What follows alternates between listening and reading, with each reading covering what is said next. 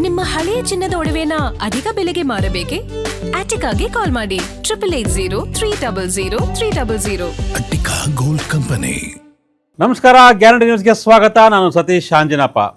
ರಾಜ್ಯದಲ್ಲಿ ಸಾಕಷ್ಟು ಚರ್ಚೆ ಆಗ್ತಿರ್ತಕ್ಕಂಥ ವಿಚಾರ ಕ್ಯಾಬಿನೆಟ್ ಯಾವತ್ತು ವಿಸ್ತರಣೆ ಆಗುತ್ತೆ, ಸಚಿವ ಸಂಪುಟ ವಿಸ್ತರಣೆ ಯಾವತ್ತಾಗುತ್ತೆ ಅಂತ ಕಳೆದ ವಾರನೇ ಆಗಬೇಕಾಗಿತ್ತು. ಆದರೆ ಕಾಕ್ರೋಚ್ಗಳ ಪ್ರತಿಭಟನೆಯಿಂದಾಗಿ ಯಾವುದು ಕೂಡ ಆಗಲಿಲ್ಲ. ಈಗ ಮತ್ತೆ ಕ್ಯಾಬಿನೆಟ್ ವಿಸ್ತರಣೆ ವಿಚಾರವಾಗಿ ದೊಡ್ಡ ಮಟ್ಟದ ಅಪ್ಡೇಟ್ಸ್ ಬರ್ತಾ ಇದೆ. ಬಹುಶಃ ಎಲ್ಲವೂ ಅಂದುಕೊಂಡಂತೆ ಆದರೆ ನಾಳಿದ್ದು ಅಂದರೆ ಬುಧವಾರ ಸಚಿವ ಸಂಪುಟ ವಿಸ್ತರಣೆ ಆಗಬಹುದು ಅನ್ನೋ ಒಂದು ಲೆಕ್ಕಾಚಾರ ಇದೆ. ಹೀಗಾಗಿನೇ ಲಿಸ್ಟ್ ತಗೊಂಡು ಈಗ ದೆಹಲಿ ಅಂಗಳಕ್ಕೆ ಹೋಗಿದೆ ಒಂದು ಲಿಸ್ಟ್ ಅನ್ನೋ ಒಂದು ಮಾಹಿತಿ. ಸಿಎಂ ಡಿ ಕೆ ಶಿವಕುಮಾರ್ ಈಗಾಗಲೇ ದೆಹಲಿಯಲ್ಲಿದ್ದಾರೆ. ದೆಹಲಿಯಲ್ಲಿ ಅಲ್ಲಿ ಹೈಕಮಾಂಡ್ ಜೊತೆ ಚರ್ಚೆಯನ್ನ ಮಾಡಿ ಬಹುಶಃ ಇವತ್ತೇ ಫೈನಲ್ ಆಗಬಹುದು ಲಿಸ್ಟು ಅನ್ನೋ ಲೆಕ್ಕಾಚಾರ ಇದೆ. ಮತ್ತೊಂದು ಕಡೆ ಕೆಪಿಸಿಸಿ ಅಧ್ಯಕ್ಷ ಬಿ ಕೆ ಹರಿಪ್ರಸಾದ್ ಹಾಗೂ ಮಾಜಿ ಸಿಎಂ ಸಿದ್ದರಾಮಯ್ಯ ಎಲ್ಲರೂ ಕೂಡ ಈಗ ದೆಹಲಿಯ ಅಂಗಳದಲ್ಲಿದ್ದಾರೆ. ಈಗಾಗಲೇ ರೆಡಿ ಮಾಡಿರ್ತಕ್ಕಂಥ ಲಿಸ್ಟ್ ಏನಿದೆ, 20 ಜನ ಸಚಿವ ಸ್ಥಾನ, 20 ಸಚಿವ ಸ್ಥಾನ ಖಾಲಿ ಇದೆ. ಬಟ್ ಆಕಾಂಕ್ಷಿಗಳ ಸಂಖ್ಯೆ ಜಾಸ್ತಿನೇ ಇದೆ, ಸಮುದಾಯವರಾಗಿರ್ಬೋದು, ಜಿಲ್ಲಾವರಾಗಿರ್ಬೋದು. ಬಟ್ ಇದೆಲ್ಲವನ್ನ ಅಳೆದು ತೂಗಿ ಈಗ ಹೈಕಮಾಂಡ್ ಒಂದು ಲಿಸ್ಟ್ ಅನ್ನು ರೆಡಿ ಮಾಡಿದೆ. ಯುವಕರಿಗೆ ಈ ಬಾರಿ ಅಂದ್ರೆ ಹೊಸಬರಿಗೆ ಅವಕಾಶ ಹೆಚ್ಚು ಕೊಡುತ್ತೆ ಅನ್ನೋ ಒಂದು ಲೆಕ್ಕಾಚಾರ ಇದೆ. ಸೊ ಹಾಗಿದ್ರೆ ಈ ಬಗ್ಗೆ ಏನಿದೆ ಅಪ್ಡೇಟ್ಸ್, ಒಂದು ಬ್ರೇಕಿಂಗ್ ಇದೆ, ಬನ್ನಿ ನೋಡೋಣ.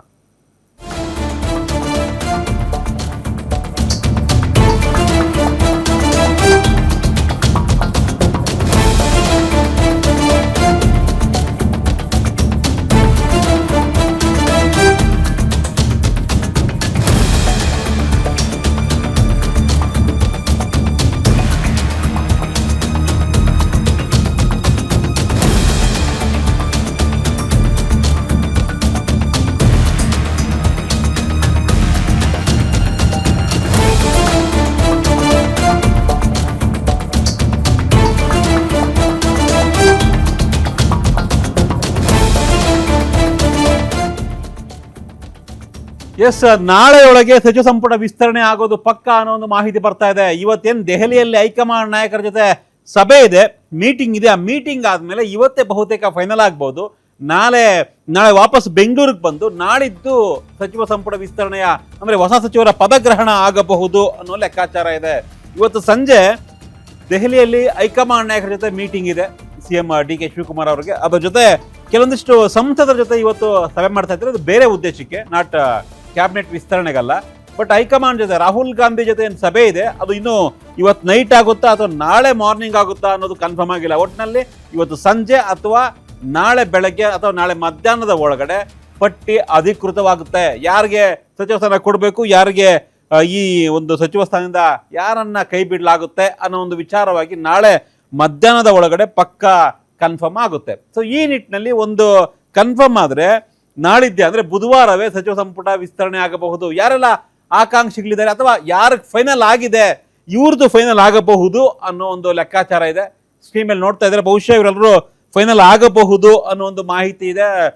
ಗ್ಯಾರಂಟಿ ನ್ಯೂಸ್ಗೆ ಮಾಹಿತಿ ಪ್ರಕಾರ ಮಾಗಡಿ ಬಾಲಕೃಷ್ಣ ಒಕ್ಕಲಿಗ ಸಮುದಾಯದವರು, ಅವ್ರಿಗೂ ಈ ಒಂದು ಸಚಿವ ಸಂಪುಟ ವಿಸ್ತರಣೆಯಲ್ಲಿ ಅವ್ರಿಗೆ ಅವಕಾಶ ಸಿಗುವಂತ ಸಾಧ್ಯತೆ ಇದೆ ಅನ್ನೋ ಒಂದು ಮಾಹಿತಿ ಬರ್ತಾ ಇದೆ. ಅದೇ ರೀತಿ ಲಕ್ಷ್ಮಣ್ ಸವದಿ ಲಿಂಗಾಯತ್ ಸಮುದಾಯದ ನಾಯಕರು. ಸೊ ಅವ್ರಿಗೂ ಕೂಡ ಹೆಸರು ಕೇಳಿ ಬರ್ತದೆ. ಮಾಜಿ DCM ಆಗಿದ್ದರು ಬಿಜೆಪಿಯ ಅವಧಿಯಲ್ಲಿ, ಅವರ ಹೆಸರು ಕೂಡ ಇದೆ. ಸೊ ಅದೇ ರೀತಿಯಾಗಿ ಲಕ್ಷ್ಮೀ ಹೆಬ್ಬಾಳ್ಕರ್ ಸ್ಕ್ರೀನ್ ಮೇಲೆ, ನಾನು ಹೇಳೋ ಹೆಸರನ್ನ ಸ್ಕ್ರೀನ್ ಮೇಲೆ ಹಾಕ್ರಪ್ಪ, ನಾನೇನು ಹೇಳ್ತೀನೋ ಅದು ನಾಲ್ಕೇ ಸ್ಕ್ರೀನಲ್ಲಿ.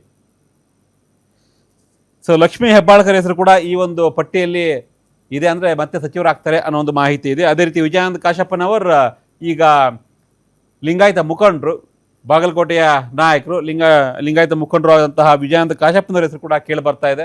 ಅದೇ ರೀತಿ ಅಭಯ ಪ್ರಸಾದ್, ಹುಬ್ಳಿ ಧಾರವಾಡ ಪೂರ್ವ ವಿಧಾನಸಭಾ ಕ್ಷೇತ್ರದ ಶಾಸಕರು, SC ಸಮುದಾಯದಂಥವರು, ಅಭಯ ಪ್ರಸಾದ್ ಅವರ ಹೆಸರು ಕೂಡ ಕೇಳಿ ಬರ್ತಾ ಇದೆ.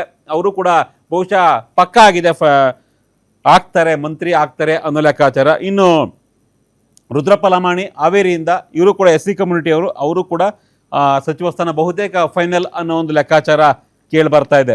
ಇನ್ನು ಅದೇ ರೀತಿ SS ಮಲ್ಲಿಕಾರ್ಜುನ್ ದಾವಣಗೆರೆಯಿಂದ ಏನು ಮಂತ್ರಿ ಆಗಿದ್ರು ಕಳೆದ ಬಾರಿ, ಈ ಬಾರಿ ಕೂಡ ಮಂತ್ರಿ ಆಗ್ತಾರೆ SS ಮಲ್ಲಿಕಾರ್ಜುನ್ ಅನ್ನೋ ಲೆಕ್ಕಾಚಾರ ಇದ್ದಂತೆ ಕಾಣಿಸ್ತಾ ಇದೆ. ಇನ್ನು ಅಜಯ್ ಸಿಂಗ್ ಜೇವರ್ಗಿ MLA, ಮಾಜಿ CM ಧರ್ಮ್ ಸಿಂಗ್ ಅವರ ಮಗ, ಅವರು ಕೂಡ ಬಹುತೇಕ ಫೈನಲ್ ಅನ್ನೋ ಲೆಕ್ಕಾಚಾರ.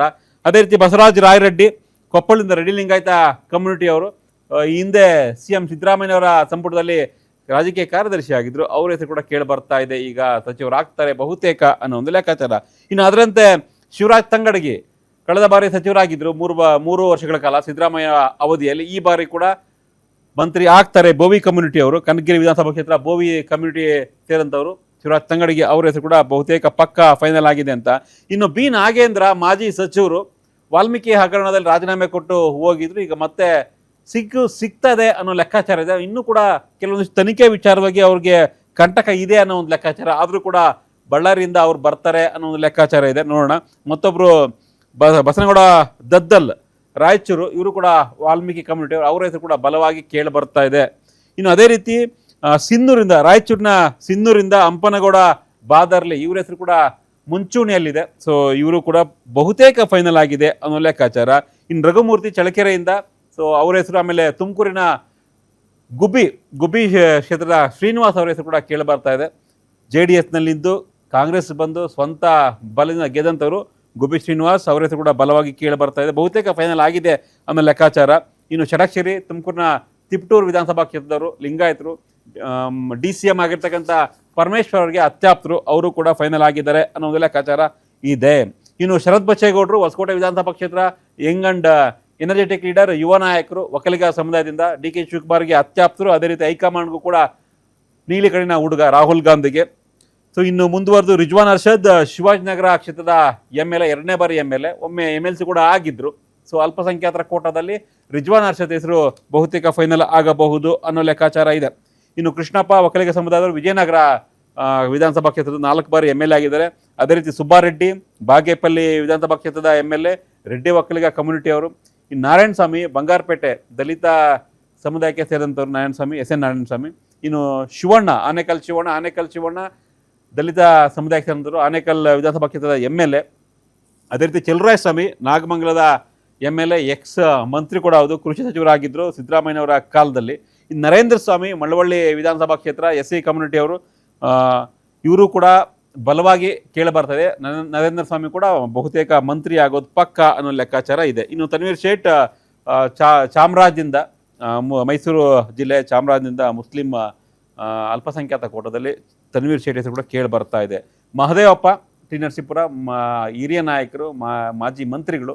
ಸೊ ಸಿದ್ದರಾಮಯ್ಯನವರ ಅವಧಿಯಲ್ಲಿ ಜೊತೆಗೆ ಈ ಹಿಂದೆ ಕೂಡ ಸಾಕಷ್ಟು ಬಾರಿ ಮಂತ್ರಿ ಆಗಿದ್ದಾರೆ ಮಹದೇವಪ್ಪ ಅವರು, ಅವ್ರ ಹೆಸರು ಕೂಡ ಕೇಳಿ ಬರ್ತಾ ಇದೆ. ಅಂದರೆ ಫೈನಲ್ ಆಗಬಹುದು ಅಂತ.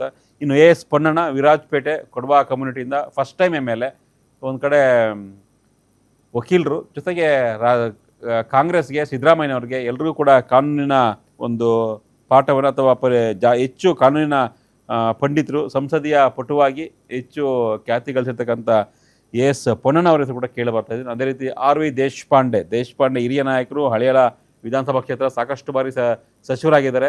ಕೊನೆ ಬಾರಿ ನನಗೊಂದು ಅವಕಾಶ ಕೊಡಿ ಅನ್ನೋ ನಿಟ್ಟಿನಲ್ಲಿ ಕೇಳಿದ್ದಾರೆ ದೇಶಪಾಂಡೆ ಅವರು, ಬಹುಶಃ ಸಿಗಬಹುದು ಅನ್ನೋ ಲೆಕ್ಕಾಚಾರ ಇದೆ. ಇನ್ನು ಮಧು ಬಂಗಾರಪ್ಪ ಹೆಸರು ಕೂಡ ಕೇಳಿ ಬರ್ತಿದೆ ಮತ್ತೊಮ್ಮೆ. ಮಧು ಬಂಗಾರಪ್ಪ ಈ ಹಿಂದೆ ಸಚಿವರಾಗಿದ್ದರು, ಶಿಕ್ಷಣ ಸಚಿವರಾಗಿದ್ದರು ಸೊರಬ ವಿಧಾನಸಭಾ ಕ್ಷೇತ್ರ ಸಿದ್ದರಾಮಯ್ಯ ಕಾಲದಲ್ಲಿ.